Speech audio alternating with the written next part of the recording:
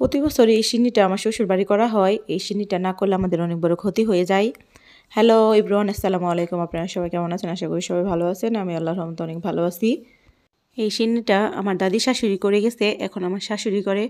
আমার শাশুড়ি মাঝখানে এটা করছিল না 2 বছর, তো আমার শাশুড়ি অনেক অসুস্থ হয়ে পড়ছিল। এর জন্য আবার আমার শাশুড়ি এই সিন্নিটা করে।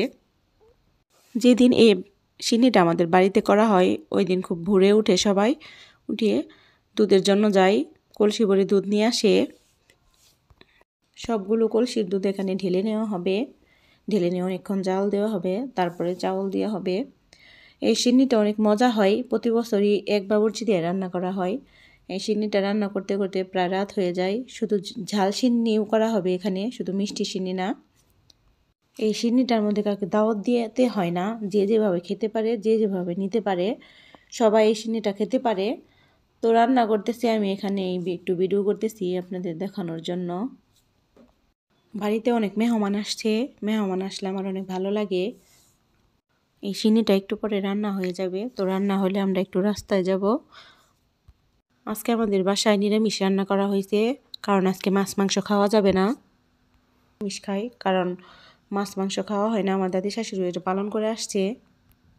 প্রায় রান্না শেষ হয়ে গেছে, এখন এটাকে বেড়ে দেওয়া হবে ছোট ছোট পাতিলের মধ্যে। অনেকগুলো পাতিলে এটাকে বাড়বে।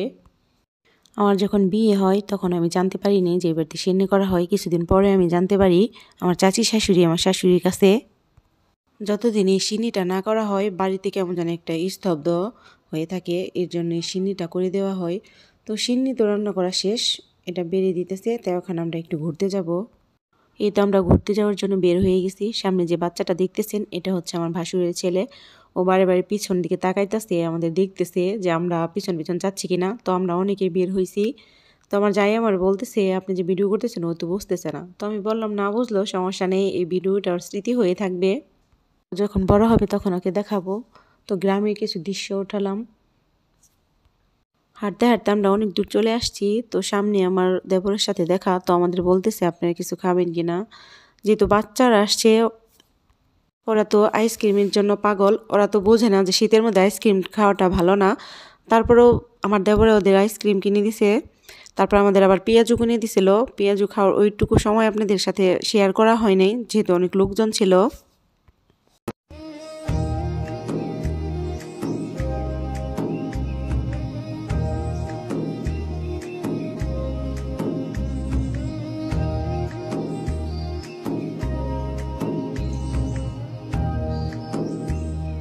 এখন আমাদের ঘোরা শেষ, এখন আমরা বাড়ির দিকে চলে যাইতেছি।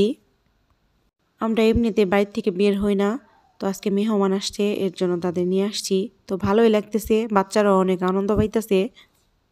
ঘুরতে ঘুরতে অনেক দূর চলে আসছিলাম, তো বাচ্চারা বলতেছে এখন যাবে না, আরও ঘুরবে, কি আর করবো, সন্ধ্যা হয়ে আসছে।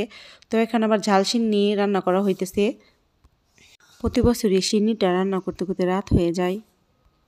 খিচুড়িটা অনেক মজা হয়, যেহেতু সব পদের ডাউল দেওয়া হয়, আমার অনেক ভালো লাগে। তো আমাদের বাড়িতে আবার মিলাদ দেওয়া হয়। এই জায়গায় হুজুর মিলাদ পড়াইতেছে, তারপরে এই জায়গায় থেকে ভোগ দেওয়া হবে। ভোগ দেওয়ার পরে তারপরে সবাইকে দেওয়া হবে। প্রতি বছর এই মিলাদটা দেওয়া হয়। তো এখানে আবার আমার দেবরে কেক আনছে, বাচ্চারা খাবে। কেকটা অনেক মজা ছিল, অনেক ভালোই লাগছে, বাচ্চারাও খেয়ে অনেক আনন্দ পাইছে। বাচ্চারা আবার পাঙ্খাস মাছ খেতে খুবই পছন্দ করে, যেহেতু এটা কাটা নাই। তো আজকে শ্বশুর আব্বা বড় পাঙ্খাস নিয়ে আসছে, আজকে বড়টা পাইছে এর জন্য, তাই আপনাদের সাথে শেয়ার করলাম। পিসগুলো অনেক বড় বড় হয়েছে, কারণ এটা অনেক বড় ছিল মাছটা। সবাই ভালো থাকবেন, সুস্থ থাকবেন, আল্লাহ হাফেজ।